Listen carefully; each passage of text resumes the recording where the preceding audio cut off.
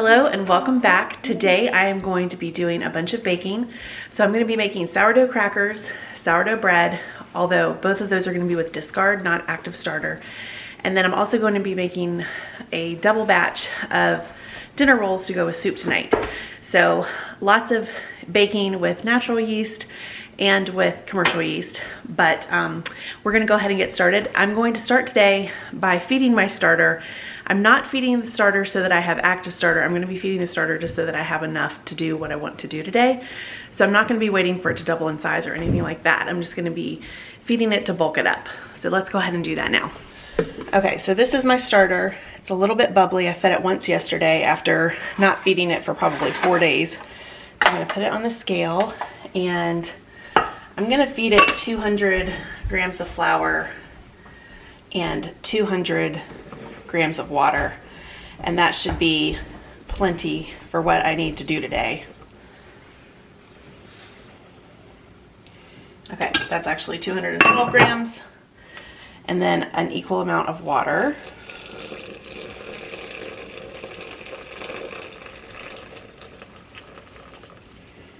I had just enough water. Okay, let's see here. Where is my dough whisk? I think it might be in my drawer. Yep. Sometimes it's in the drawer and sometimes it's in the crock. I never know. Okay, so let's just get this mixed up. And we'll probably give it an hour or two before I take the first amount out for the bread that I'm going to make. I'm going to be making sandwich bread with half whole wheat and half white flour today, and some of the sourdough for extra flavor. And it will have some time to ferment, but I'll be using commercial yeast with it, so that I'm not relying on the rise from the sourdough. Okay, so that's mixed up.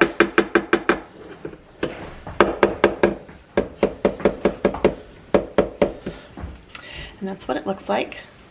And I'm gonna go ahead now and fix breakfast for my crew and then come back a little bit later to get things going. Okay, it's time to make bread. So I've already measured out 100 grams of white flour in here, and now I'm gonna go ahead and mill the wheat berries into whole wheat flour. So I'm going to go ahead and do that now, and then we'll have our 1,000 grams of flour.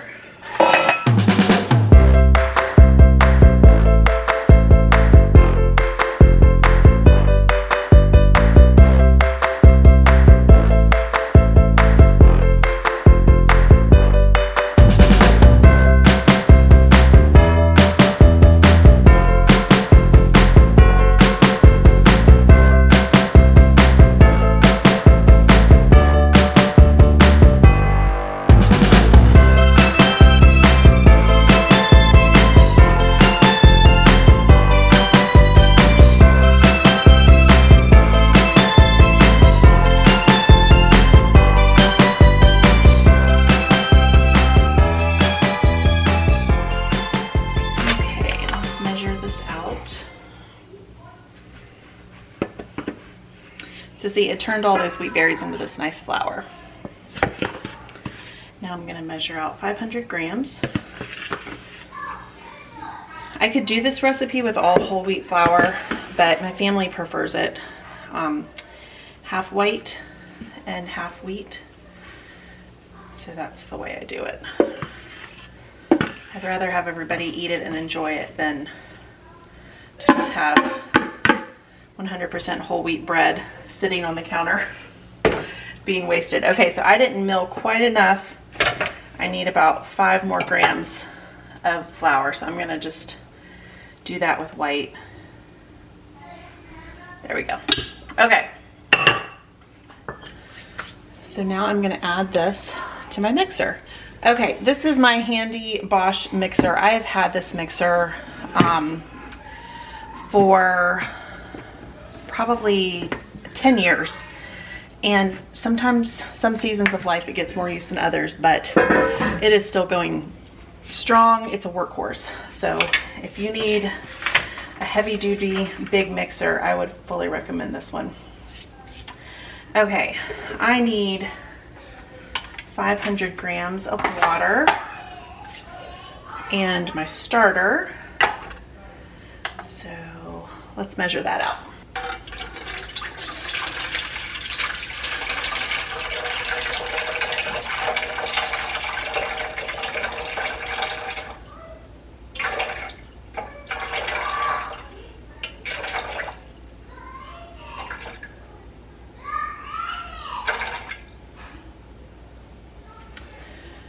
Okay, 500 grams of water, ooh, almost dropped it, and 200 grams of starter.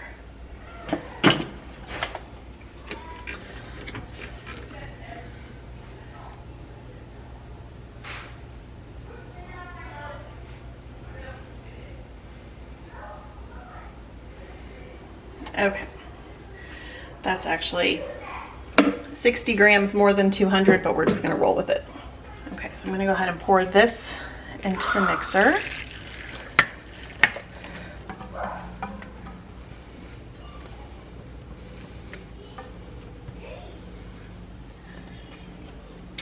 Okay. Now for this recipe, you just mix these 3 ingredients for about 30 seconds, and then you let it sit for 30 minutes before you add everything else. So I'm gonna go ahead and do that for 30 seconds, and then I'll be back for the rest. Okay, I'm gonna go ahead and finish up the bread now.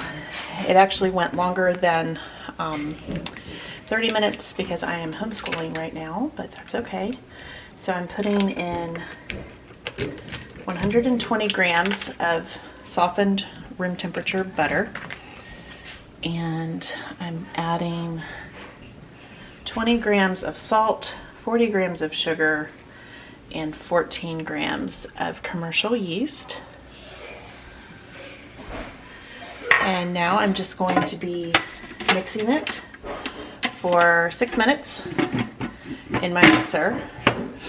After that, I'm going to let it rise for, let me just check the recipe so I don't tell you the wrong thing, about an hour. Then after that hour, we'll come back and I'll get it in dough pans, let it rise again, and then it'll be time to bake. So let's go ahead and get this mixer going, and I will see you back here when it is time to put it in the dough pans. Okay, I have gone ahead and put the bread dough in a bowl. I kicked it out of the mixer because I need it to go ahead and start making those dinner rolls. So we're gonna go straight into that now. So I'm adding the water into my Bosch mixer. This is the mixer that I've had for so very long, and dinner rolls is one of the only times that it actually comes out of the cabinet. I use this mixer to make my dinner rolls, and I use it to make sandwich bread and cookies, but that's really about it. So I added the oil. This is such a simple recipe. It's so quick. It's water, oil. This is salt that I'm adding, kosher salt right there. It has sugar in it, which is what I'm adding now, just a little bit of sugar, and flour and yeast, and that's it. Very, very simple ingredients, but it makes the most delicious dinner rolls. I worked on this recipe for years before I got it just right. Now you see I'm adding the yeast. I buy yeast by by the truckload almost, not really, but I buy it in the bricks from Costco or from Sam's. And we go through a lot of it. Even though I make so much sourdough, we still do go through a good amount of yeast, more than the average family for sure. So I added in half my flour here, and I like to get it all mixed up really, really well before I add in the rest of the flour. So here, I don't really measure the flour, so to speak. It's all by look. I can tell when the dough has the right amount of flour for the most part. I'm pretty good at determining. Um, and so, because the humidity is different in the air sometimes, and sometimes it's more dry, sometimes it's more humid. So This particular recipe, I always go by the way the dough looks. And then I just let it blend. Once I have all the flour in there, I let the mixer do its work for about 8 minutes. And after that, I let the dough rise for probably about an hour and a half before I roll out the roll dough.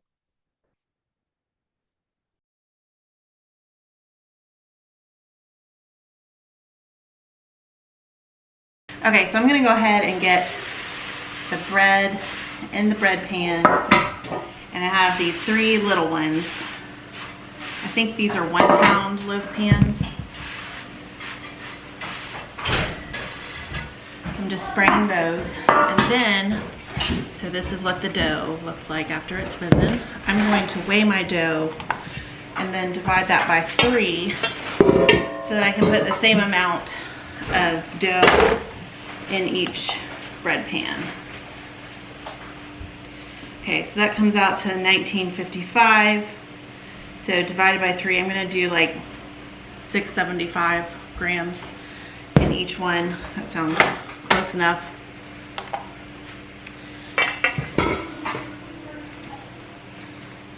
So I'll get it divided out first and then I'll shape each loaf.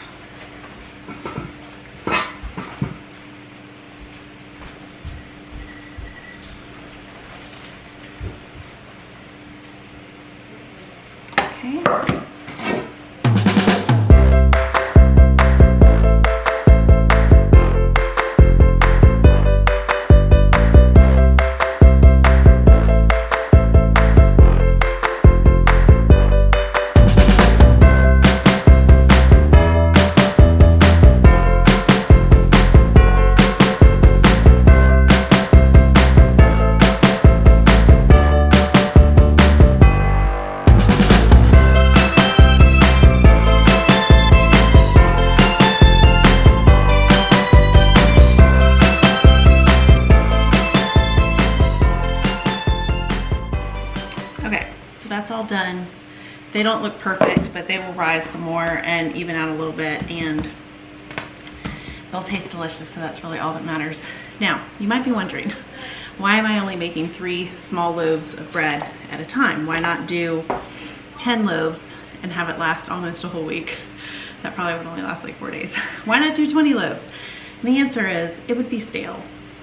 It would get stale. I would much rather do this every 2 days or 3 days or whenever I have time. I'd rather do it and have fresh bread and serve fresh bread to my family than do it stale. I could put it in the freezer, but I'd rather just make the bread fresh. So this is just the way that I choose to do it, and the results are delicious and makes everybody want to eat the bread, which is really what it comes down to.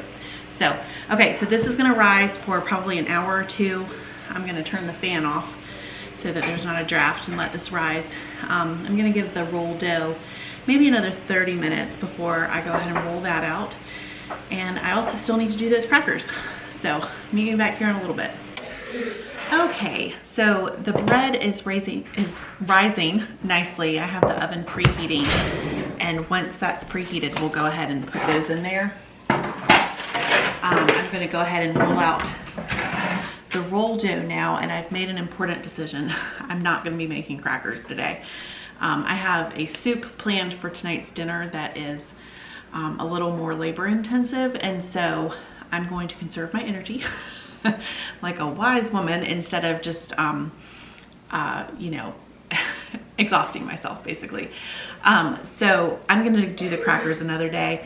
We'll just do a video totally dedicated to crackers another day, and hopefully I'll still have energy at the end of the evening. So I'm gonna go ahead and spray my pans and get started.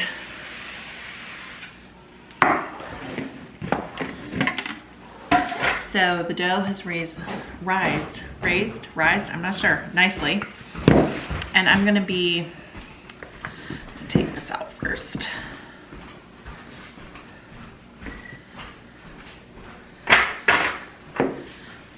So I usually, for these rolls, do about this big. Risen. Clara told me it's risen. Okay, I'm actually gonna spray the top of this on my hand because the dough is just a little bit tacky.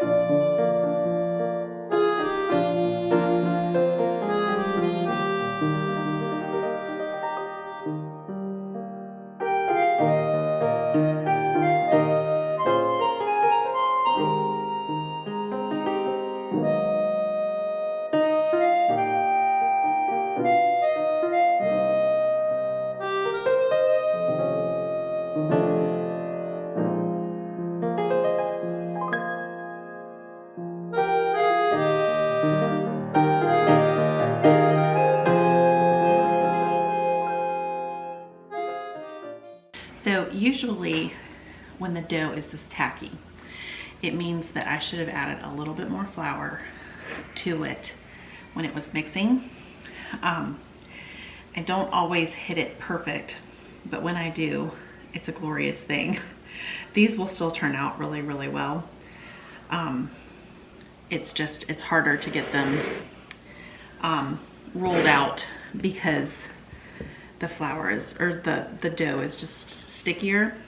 I don't weigh the flour for this recipe. This is one of the only recipes that I don't, because I've been doing this recipe now for over a decade. And so I do it really, I add the flour until it looks right.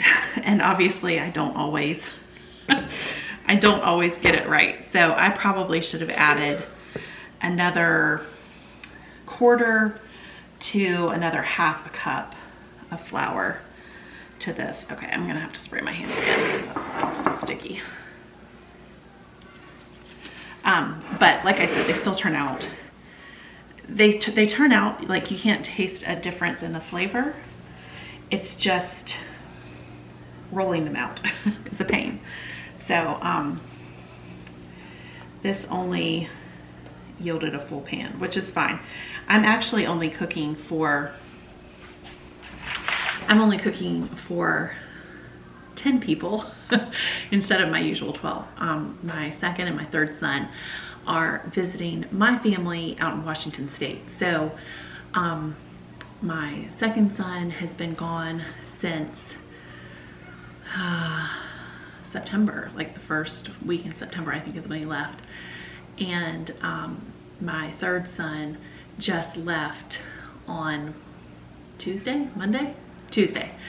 early. So I was just telling my family yesterday, I'm bored. I'm bored without them here. It feels like I hardly have any kids, which is ridiculous because I still have 8 here. But those 2 sons are, one is 19 and one is 17, and they eat a lot. So what I'm trying to say is this will be okay. If they were here, I would need another pan of rolls, and then there would be a little bit of leftovers, which would not last for very long, but I miss them. Okay, so I'm gonna let these rise probably for 2 hours. I like to give them a really nice long time, and I'm gonna set these over on the oven so that there's a little bit of heat helping them rise nicely. As soon as that oven is preheated, it'll probably be another 10 minutes. I'm gonna go ahead and stick the bread in, and then when it comes out, I'll show you how I get it out of the loaf pan, and then I butter the top and let it cool. Fighting the kids off of it until it's completely cool is going to be the trick because they all love this bread so much, and it has been a while since I've made it, so they're all super excited that we're having this. So that's what is going on. I'm gonna wash up, get some dishes done, and get this stuff baked. Okay, I just got the 3 loaves out of the oven, and they look pretty amazing. So I'm gonna go ahead and take these out of the pans. They just come right out. I'm gonna put them on the cooling racks, and then I'm gonna go ahead and brush on top, salted butter.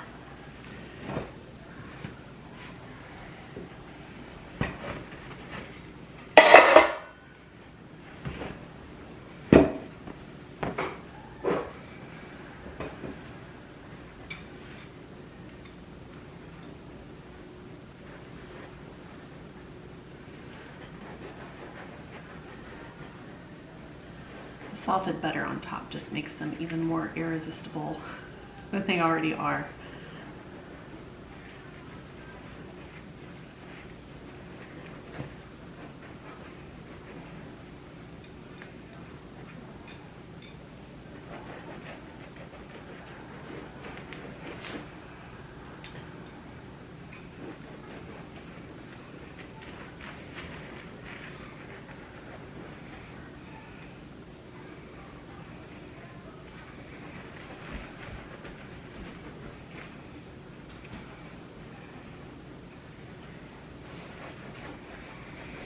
Now, like I said, the challenge is going to be to just keep the kids away until it's cool.